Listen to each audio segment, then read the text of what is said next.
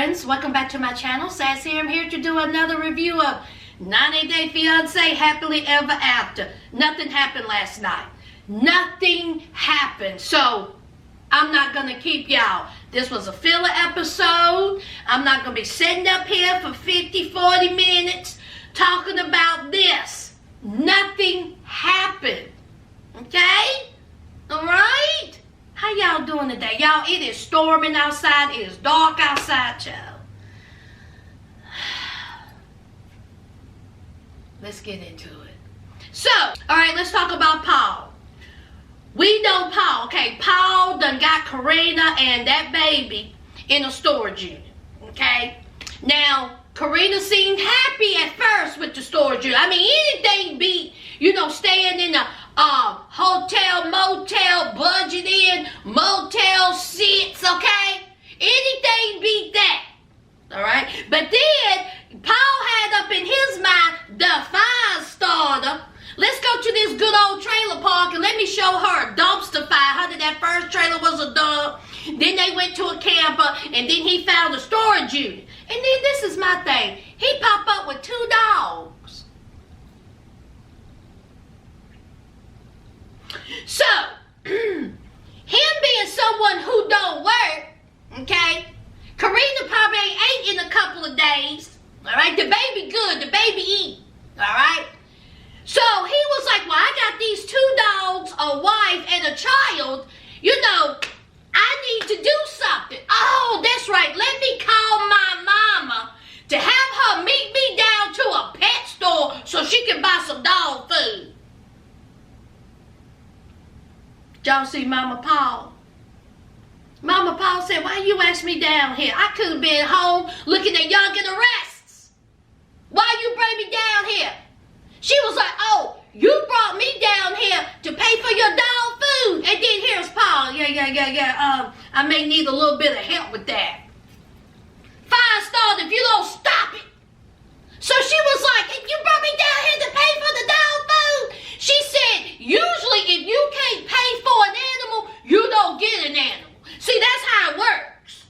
You don't have a job, okay? So let's talk about that, Paul. What's going on with the job? So he was like, Mom, it's hard out here for a pimp, okay? They done looked at my criminal record. The minute that they seen that I flick a bick, it's a wrap. They don't want me around that place. What if I go a little and I get near a lighter and I just burn the place down?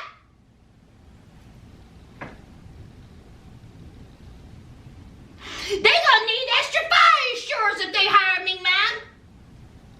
So she was like, oh my God. She was like, oh my God, I raised a buffoon.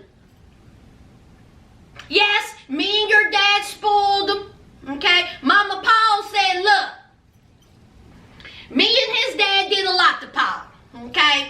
We may have spoiled Paul a little bit, actually a lot, and this is who he is, okay? But now, him being 35 years old, he has a whole family. We told him not to go over there, okay, to Brazil or wherever he went, but he went on anyway, okay? Now, this is the consequences.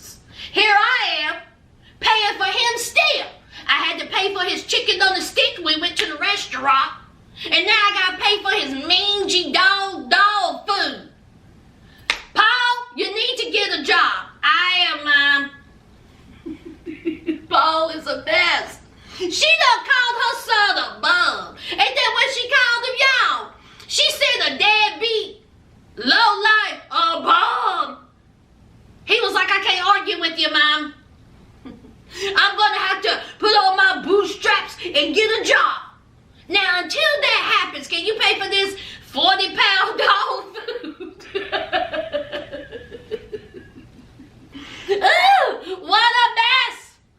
5-star. Let me tell you something. Where he at? In Kentucky, it ain't that hard for you to find a job. Let me tell you why. It may not be a job that you want, but it's definitely a job that you need, okay? Sometimes you don't work a job that, you want to work at. You can't have the great job that you want. You an arsonist. You a fire starter. Something's gonna come with that. And what comes with that? Labored work. That's what's gonna come with it. Now, you can get you a job. It's not a job that you want. You want something comfortable. You want something air conditioned. You even ask the girl, okay, are they hiring at the pet store?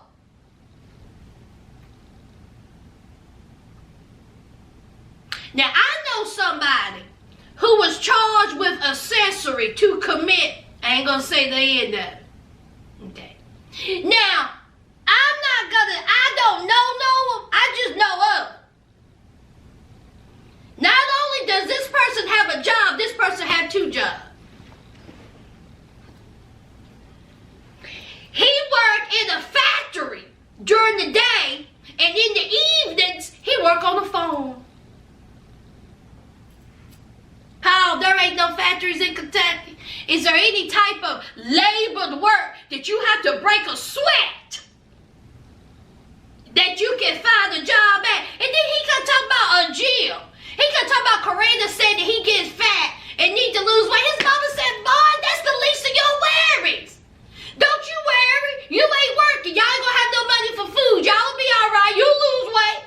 When you're starving, Paul, go somewhere and sit down. Paul, find a job. That's what you do, okay? Find a job. Get to work. Because, see, he already done told Mama Paul, see, Karina liked it at first.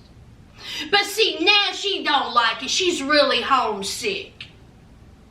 You know, at this point, Fire started Karina, I really, truly don't care about. Because, see, as we know, if you don't know, let me drop a little knowledge on you. She pregnant again.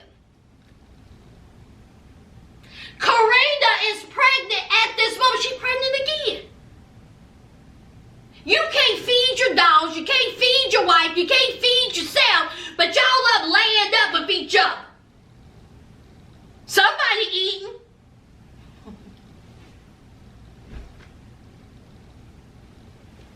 Paul eating and Karina got fed. So listen. Okay? Pregnant again. Just a whole mess. Just a whole mess. Just a whole mess. Let's move on. All right, let's talk about weeble wobble, weeble wobble, weeble wobble, weeble wobble. All right, weeble wobble and Jess, okay, and Miss Debbie. They are on their way to Jess's family's place to tell them goodbye. All right, Jess has to go back to, the United States, so she's going to tell her family bye. As we know, honey, the night before was a hot mess, child. There was some drinking involved. Jess was about it. Miss Debbie, honey, she got escorted out by her son and thrown in a cab back to the place hoping that she made it. So, Jess's family's there, and they're really, they seem like cool folks. All right, they were, happy and laughing. They even had gifts. They got Miss Debbie a gift. Gifts. And then here's Miss Debbie. Oh my God, Jess's family is so nice. I'm really surprised that they're nice. After what happened, last night. Miss Debbie, ain't everybody evil, honey. The reason why they're so nice is because they're nice people, possibly. The reason why they're so nice is because they know they ain't gonna never see you again. The reason why they nice is because they know that you're leaving. The reason why they're nice is because maybe this is what they do. And Jess says, listen, this is what my family does. Okay?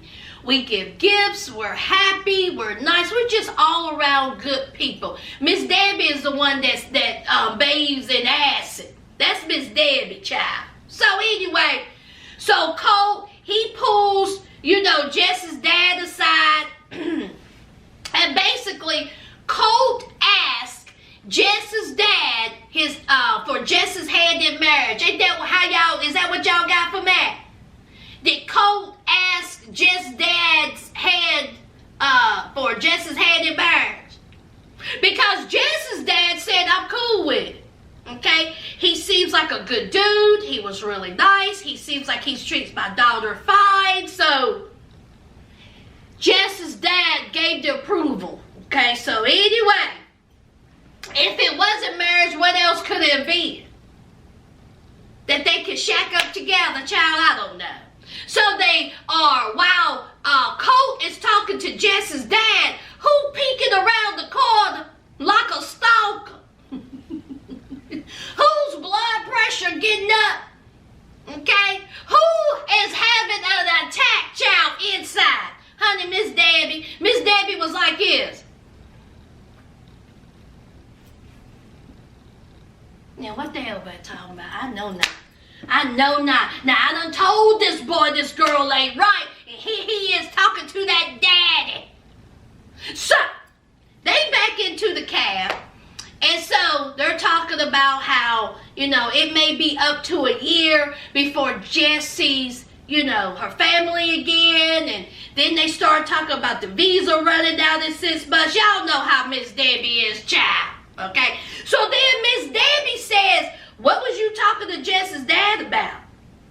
And so Coach said, oh, we was talking about football, child. We was talking about sports. We was talking about football. And so Miss Debbie was like, boy, tonight. Not last night. That boy lied to me. That boy ain't talking about no football. I don't believe him. Okay? I got a feeling he was asking Jess's father for Jess's hand in marriage. But he up here lying to me. So, time goes on, and we have Miss Debbie in the room. And who does she FaceTime? Vanessa. Honey, Vanessa was ready for that FaceTime, but honey, her face was beat. Did y'all see Vanessa's face? Honey, did y'all see that eyeliner? That eyeliner was crisp. Crisp. Woo, Lord. So, of course, Miss Debbie is talking about the trip, and she was like, how are the cats? So she asked about them 45 cats. And Vanessa was like, they good. And so she was like, how's the trip? And here comes Miss Debbie. I'm not liking it too well. I don't like Jess. I think Jess is just here for the green card. You should have seen how she treated me last night. She cussed at me. She put her hand all up in my face. She was like about it. She was all like this. She using Coke. She just want a green card. See, he didn't learn his lesson from Larissa. Okay? I got treated really, really bad last night, Vanessa. Really bad. Just like Larissa. And so here comes Vanessa. Oh, you need to handle that, Miss Debbie. You need to tell Colt that's not a good idea, Miss Debbie. Take heed of Jess, Miss Debbie. So, here comes, we have a little on the door. Alright? And so Miss Debbie said, oh, I gotta go, bye. So she goes to the door. Here comes Colt. Here comes Jess. Honey, I tell you, Weeble Wobble was clean, wasn't he? Weeble Wobble had on a little dress coat, a little sweater, some slacks. He was clean. Jess has on another tight dress, child. Whatever, honey. You do it, girl. You do it. So, they were like, listen, we going out with our friends. And so Weeble Wobble was like, Mom, come with us. And so Jess said, yeah, come with us, okay? You always stay at home in the United States. This is Brazil. It's time to, dance a little. Shake that devil off, girl. That's what you do. So Miss Debbie was like, yeah, I don't know. Yeah, maybe. Yeah. Guess who I talked to? I just got off the phone with Vanessa. I was asking her about the cats, and she said the cats are doing well. Vanessa said that the cats are doing well. You know who I talked to? Vanessa. And honey, Colt really weeble wobbled with Mama Devil Debbie. Honey said Vanessa, honey, with that bass, and she said Vanessa with her whole chest. Honey, Colt was like this. Vanessa, ding, Vanessa, ding, Vanessa, ding, Vanessa, ding. Honey, I bet you if he could have choked his mama, he would have. So, of course, as we know, Cole done lied to Jess, said that he wasn't talking to Vanessa, he haven't spoken to Vanessa, all this. So now Jess know that Cole ain't nothing but a weeble wobble lie, okay? So Jess says, excuse me, Vanessa, you said you weren't talking to her. And so here's Miss Debbie. Oh no, Vanessa, no, he talking to her. Let me show you what she showed me on the phone, see? You see that, Jess? You see that? This is what Vanessa sent me about the cats. So Jess said, oh, okay. Cole said, listen here, it's no big deal. She is watching the cats. That's it. You said you weren't talking to her. She's just watching the cats. So here comes Miss Debbie. She's my friend. She's my friend. She's our friend. She's just watching the cats. What's the big deal? You need to calm down. Sit down. Let me give you some motherly advice. So Jess sits down. Weeble wobble, honey. He done sit down. And so Mama Debbie said, listen, Vanessa is a friend of ours. She is just watching the cats. If you're, so insecure about this relationship, maybe y'all shouldn't be together. Okay? If you don't have trust in the relationship, then you shouldn't be with my son. Maybe you should grow up. That's what Miss Debbie said. And so here comes Cole co-signing this foolishness. He was like, there is some trust issues. Cole, you the one that lied to her. You should have told her. You didn't realize your mama was that evil, did you? Honey, Miss Debbie said, I can show you better than I can tell you. See, Miss Debbie knew that she was going to do all this. See, Cole, this is where you went wrong. When you threw your mama in the cab by herself and sent her on her way, when you let Jess cuss at your mama, when you let Jess do all this in front of your mama, Miss Debbie already knew. See, you gave Miss Debbie time for payback. She had all night to marinate your destruction. She knew what she was doing. The producers even said, did you know if you brought up Vanessa in front of Jess, it will cause problems? Honey, Miss Debbie looked at her and went,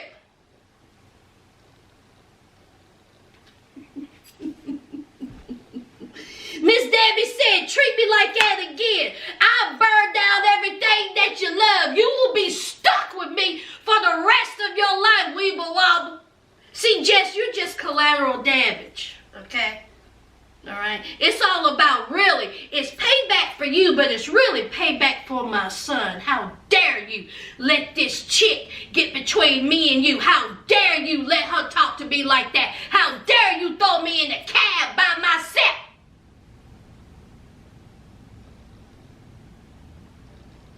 So, of course, Jess went off. Jess done called the girl the B word. Jess done went off, honey, done got to cussing. She done stood up, and honey, she done walked out, child. And then here's Colt. You know, this is a side of Jess I have never seen before. This is a Jess that reminds me of Larissa. I may have to think about some things. Boy, shut up! Yeah. Honey, Jess done got a little fire underneath the honey. Alright? Cole said that Jess had some jealous issues, like Larissa. Ooh, boy! What y'all think about that? Leave it down below. Lord, let's talk about Larissa. This is going to be less than 30 seconds. I'm tired of her, y'all. Why is she here?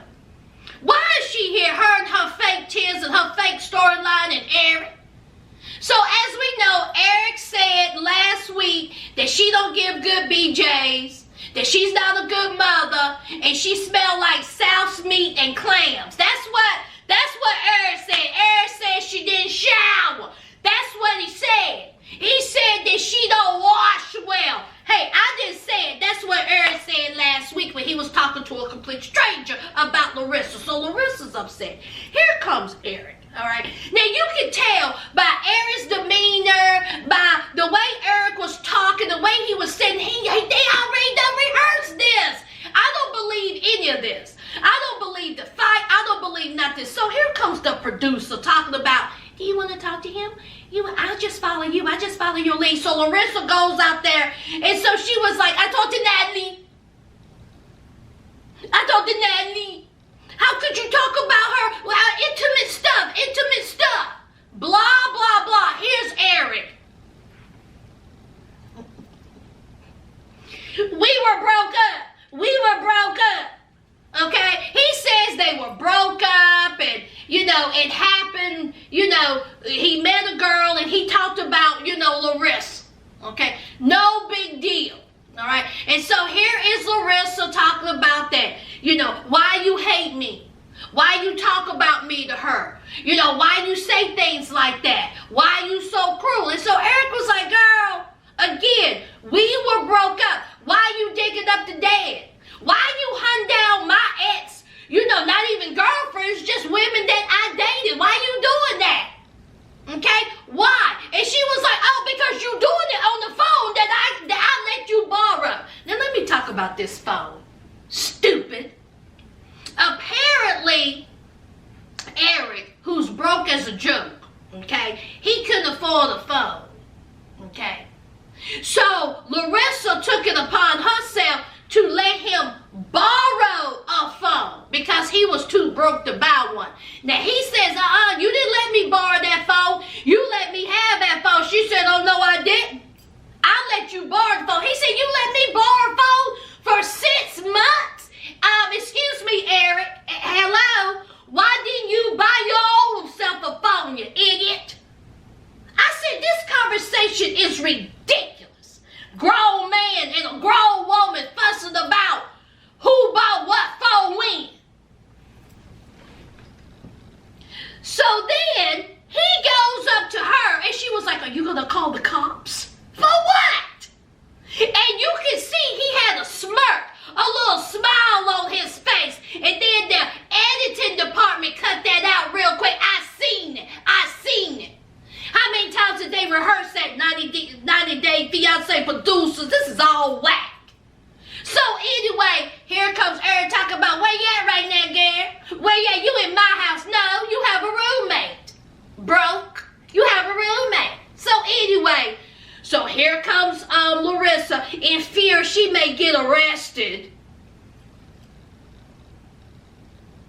She calls her friend Carmen. She said that she had to leave, and here goes Eric leaving.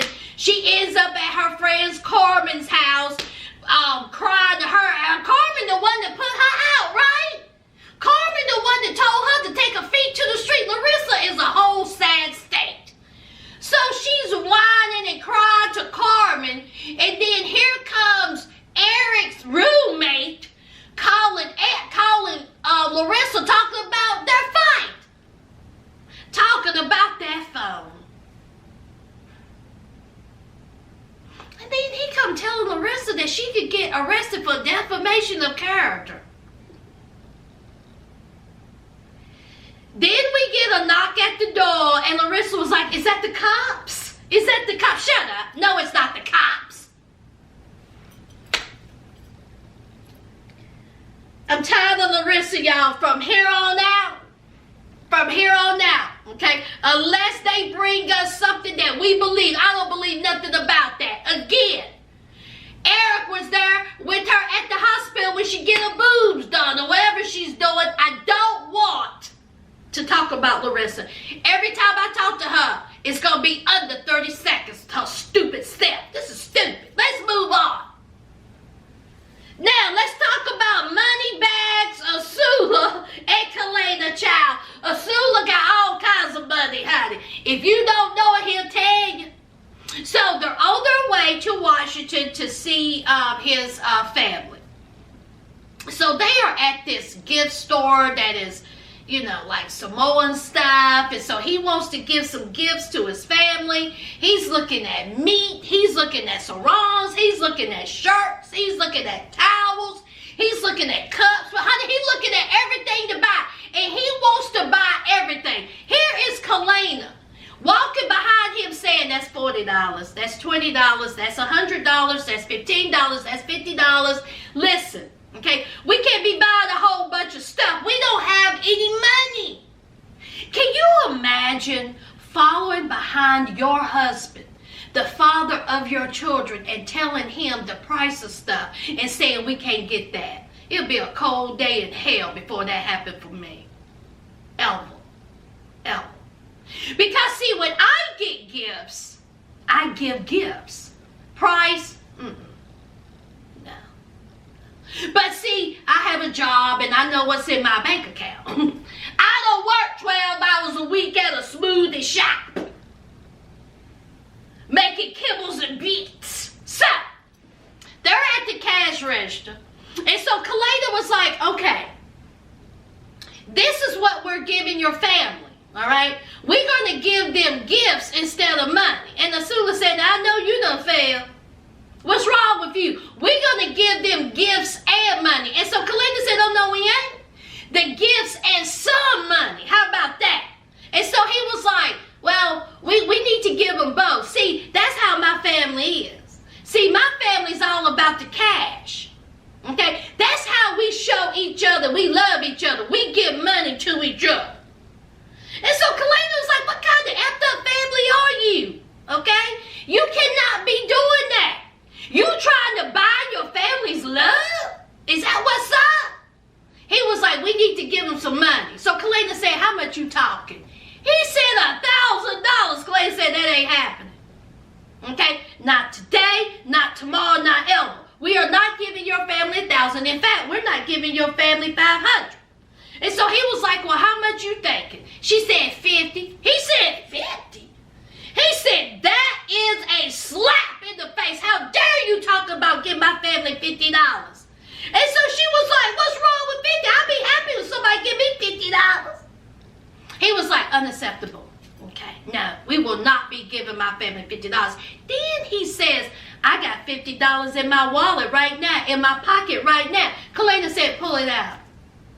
Let me see it. Let me see this strong 50 you got in your wallet. And then here comes Asula talking about, well, I ain't got it. No, you ain't got it. You can't even count to 50. And you talk about you got $50 in your wallet. Now, let me ask y'all something. What type of man,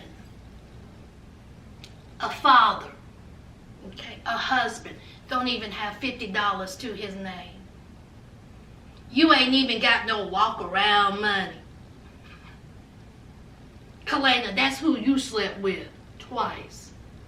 Twice you slept with that. So then they go back and forth, hewing and hawing. And so then it was like $100 and those gifts. Of course, you know, Sula's not happy with that. And plus, when they rang up all those gifts, it was $191. And so here is Asula. That's good, right? That's right. Shut up! So they are at the airport, you know, they are at Washington, they get a rental and blah, blah, blah. Honey, the child's got to cry. The babies are tired. The babies just want to sleep. They tired of that car seat, child. I was thinking to myself, you ain't got no pacifier. Some people don't use pacifiers. Okay, let's move on. So the baby is squalling, screaming, hollering, all right? And so Asula was like, I just want to get to my family. They're waiting for us. They're expecting us. They want us to be there. And so she was like, listen, okay? We can't do this now. We got to get this baby in this bed. That baby is tired. I'm tired. We have been traveling for 12 hours. Here is Asula throwing the temper tantrum. Okay, having a fit. He done got the cussing in the car. When they get to the Airbnb, he just putting the luggage all up in the house. He up in the house talking about F this, F that. He frustrated. He's sitting there talking about, I don't know what to think. I don't know how to feel. Shut up, Asula. Kalena, I don't feel sorry for you, darling. I don't feel sorry for you one bit. This is what you married. Let's move on. Let's talk about Tanya and Sinjin, child. Of course, Sinjin is so happy to be going home and visiting his family in South Africa. He is homesick, his brother is sick, and he's just tired. Okay, so him and Tanya are on their way to the motel before they before they fly out. Honey, it wasn't even a good 5 seconds. They are arguing inside the vehicle. The drinking comes up. Oh my God. All right. So Tanya made a comment about getting up early in the morning and drinking, and she was like 7 a.m. drinking, and he was like, no, we don't drink at 7 a.m. And she was like, oh, okay, 10 a.m. So he's sick of her. Okay, he's sick of her mouth. He's sick of her bringing up his drinking, blah, blah, blah. So he was like, don't do that. Okay, don't keep bringing that up. All right, when we get to South Africa, I'm going to need for you to shut your mouth. You're not going to be nagging and nagging and nagging and nagging me. And so she was like, you ain't going to be talking to me like that. I don't know who you're talking to. I'm not going to be nagging you. I'm not nagging you now. Okay, so he was like, you always running that mouth. And he was like, let's talk about your drinking. Since you keep bringing up my drinking, did y'all see she got a little defensive on that? Tanya was like, we're not talking about me. We're talking about you. See, my drinking is few and far between, child. Okay, I don't even drink like that. Okay, when it's time for me to be about it in business, I'm all business. Was you business when you was over there at that retreat? When you got so tore up from the floor up, you couldn't even return your husband's phone calls. When you was up in that little shack going like this, you think we forgot about that, Ted? We didn't forget about you having a good old time over there. And where is that shop? Well, I thought there was a purpose to that retreat. I'm still waiting on them herbal candles and sticks and pills, and I'm still waiting on all that. But it's few and far between. All right. You knew Cynthia was doing all this drinking and partying and living it up. You still married him. Why you bringing it up now? So anyway, they going back and forth, fussing, hemming and hawing. Okay? They are so frustrated with each other. Sinjin is tired of Tanya. She getting on his nerves, y'all. Okay? So, they get to the hotel, and honey, it was the most awkward moment. Sinjin is just biting his nails to get to this airport so he could go home. And Tanya is standing there drinking coffee. Girl, if you don't get a to-go cup, you don't have no to-go cup. Don't they have to-go cups in hotels? They finally get to the airport. They finally get on the plane, and they finally get to South Africa. Of course, his mom and his sister are so happy to see him because it's been forever. It's their brother. They're a close-knit family. And, you know, of course, Sinjin, he's on cloud 9, okay? The mom and the sister seem cool, okay? They was even happy to see Tanya, okay? So, kissy, kissy, huggy, huggy. And, you know, Sinjin, he catches up with his mom and his sister. And they're just talking about how things are in the United States. And then they're asking about, you know, the brother, because the brother is sick. And he's getting things at the store for the brother. Anyway, long story short, okay, Sinjin is whining to his mom and sister about how Tanya really don't understand him, how things are hard in the United States, how Tanya always bring up the drinking, how she really don't know that over here in South Africa is different in America when it comes to alcohol. You know, we like to have fun, we like to drink, we like to party, but it ain't nothing serious, and she makes it out to be serious, child. Sinja's mom said she seemed like she is a little bit overbearing at times. Honey, your son ain't working over there in the United States, child. Anyway. We know that Sinjin wants to come back to South Africa. He don't want to stay in the United States. He don't want to stay in Connecticut. He's already done let that be known. He don't want to do it. Period. Let's move on. All right, this is short and this is sweet. Let's talk about Angela and Michael, all right? Angela is finally going to tell Michael that she may or may not have cancer, that she may or may not can tote his children. Let me tell you, I'm going to make this real sweet. I'm going to make this real short. I am so sick of Angela and Michael. I'm sick of them. Michael's still having his head that 54-year-old Angela could carry a child. So she finally tells Michael that even though she went to a gynecologist here in Nigeria and the gynecologist said that she has a whole egg, she went to a gynecologist in the United States, and the United States gynecologist said that the one down there in Nigeria got a GED in gynecology. It wasn't no egg that child. Okay, there's some serious issues here. Okay, so of course, you know, they had Angela have a biopsy to make sure that that everything is good, that she don't have cancer, no cancerous cells. So she's telling Michael all this, and Michael was like, okay, so that means no baby.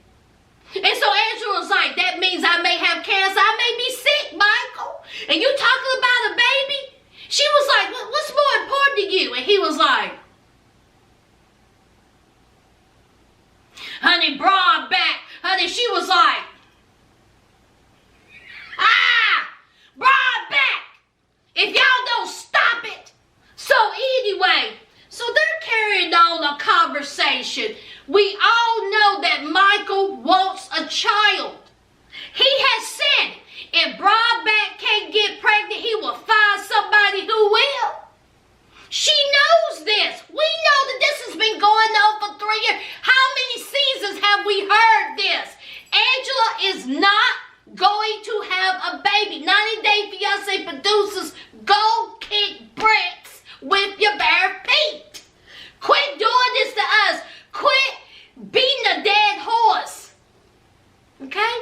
I don't want to go through this no more, y'all. I don't want to keep talking about Angela and Michael and this baby. I don't want to talk about it anymore. Unless miraculously she become pregnant. I don't want to hear it. I don't want to. Oh my God. So, now she asks Michael, she says, listen, if I can't have a baby, are you not going to marry me? And so he was like, well, I mean, I've done told you this before, but I do love you, and I definitely don't want anything to happen to you, especially, I don't want you to have cancer, okay? But you know, I know that you know I want children, okay? So anyway, so here comes Angela, all right? And she's like, oh my God, he is going to leave me if I don't have a child. And so Michael said, slow your roll. Let's see what the doctor says. So the doctor calls, blah, blah, blah, she don't have cancer. In fact, everything up in there look real good. She needs to quit smoking, but she's fine. She's fine. Now, is she going to be able to tow the baby? What y'all think? She 85 years old. Y'all know the answer. No! So, we have Michael, all right, and we have Angela, and Angela's worried. Angela's like, oh my God, you know, you heard what the doctor said. Are you going to be able to stick with me? And so he was like, I don't know. It's things I need to think about. So now we have this, are they going to get married because Michael, you know, wants children so bad he going to break up with her? So sad. This is so sad. I am so sick of them. I'm sick of Angela. I'm sick of Michael. I'm sick of Larissa. I'm tired of them, y'all. I'm tired of these three. So anyway, next week is a preview, and now the mama done came involved. Now the mama is going to be upset if Angela can't have a baby, and that's why they may or may not get married. Shut up. Okay? You doing all this fussing and rigmarole with Michael. You should be thinking about your mama and, your daughter and your grandkids.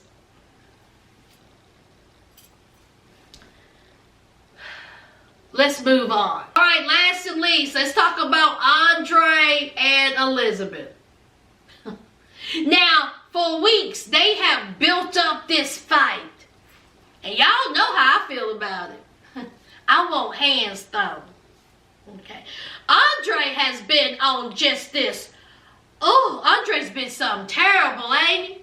Okay, so he needs to be busted in the mouth.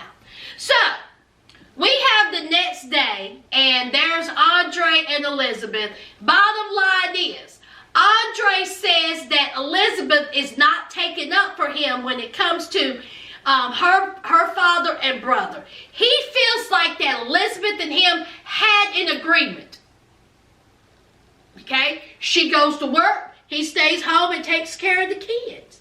What's the big deal? We talked about it. Why didn't you tell your family that? Okay, you putting on this front in front of your family, but behind closed doors is something different. Elizabeth was like that, look, I was down with you keeping, the baby and staying at home. Okay?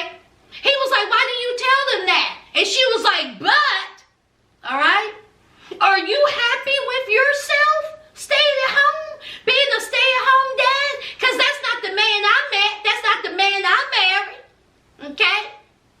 But now you're comfortable. Okay? You're comfortable with this position. He was like, no, wait a minute. You made it sound like that I don't do anything. Okay? I take care of the child. But you made it sound like I'm just staying at home playing video games. You didn't even take up for me with your dad and your brother. And so she was like, are you willing to go to work? She said, because maybe I want to stay at home and you go to work. And he was like, that don't even make any sense. Okay? We are comfortable now. You have a job. I'll stay at home. I have, it's a routine. How you going to bring in somebody else to take care of the baby when I'm good to do that? She was like, you can get a job. Somebody else can come in and stay with the baby. The baby older now. My mom, somebody else can do it. But see, you don't want to work. Okay? You're comfortable. So he was like, don't even give me that.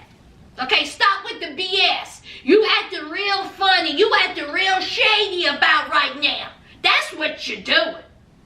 And he said, what's the problem anyway? Ain't the bills paid? Ain't we good? Blah, blah, blah. Has he forgotten where Libby work at? Did Elizabeth get another job, y'all? I mean, she's still working for her father, right? Oh, okay. Just trying to make sure because, see, Andre, again, the clothes on your back, the shoes on your feet, the food that you eat, all comes from Elizabeth's dad. And I'm sure 90-Day Fiance little checks that y'all get.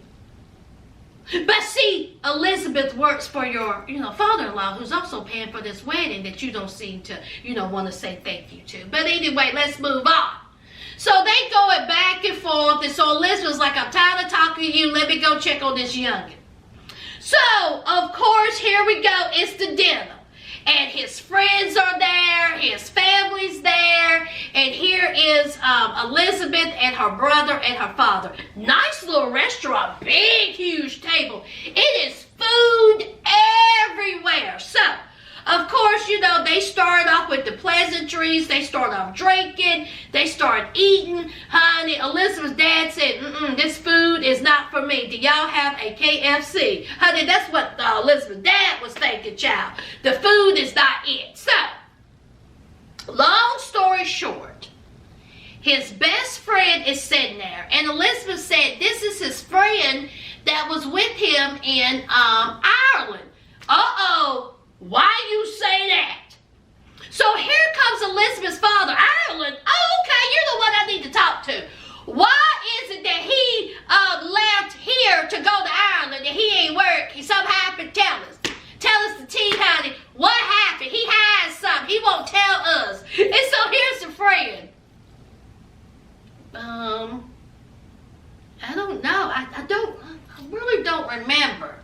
I don't bread, and honey, Andre's face, honey. Andre was looking at him and like, you better not open your mouth. We brothers. We friends. Okay? We don't snitch on each other. Okay? And so the friend was like, bring me that bread. I don't know nothing. Bring me that bread. Y'all got some bread on? Give me that butter. My name Bennett. I ain't in it. What is it? Oh, okay. So, of course, here comes, the father and the brother, and they're like, it's very, weird and strange that he leaves from here, goes to Ireland, and then nothing. Don't y'all find it also strange that he met up with my daughter and they just known each other for a couple of months and he proposed? Don't y'all think that's strange? And so, here's the friends was like, listen, and his brother, Andre's brother said, listen, he told us that he met a lovely girl, okay, that he thought a lot of, and that was it. But see, here's Andre. Andre said, oh, here they go, bringing up the green card book BS. So, of course, there was, arguing and cussing and fussing. And, of course, here's Elizabeth. Calm down. Elizabeth said that she's tired of being in the middle. She's tired of being in the middle of her husband, and she's tired of being in the middle of her father and her brother. She's sick of it, all right? So here is Andre, him and the brother are going, back and forth, hewing and hawing. And then Andre said, listen, we can take this to the street. Let's take our feet to the street. I'm tired of talking to you. We can go outside. And so Elizabeth's brother said, it ain't nothing but space and opportunity. Y'all done gave me a couple of drinks. Let's go. So they stand up. Here comes his friends. Here comes his brother. They was doing chest bumps. And then they were like moving their hands like this. I was like, what is this? What is it? 90 Day Fiance producers, y'all done built this up for some chest bumps and this little mess. It looked like Daffy Duck and Elmer Fudd was about to fight. That's it. So, it went off.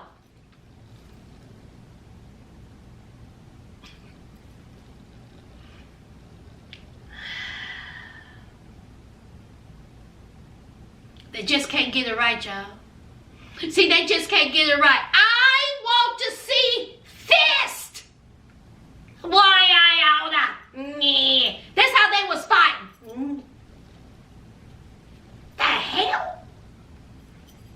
That's it, guys. That's it. Don't forget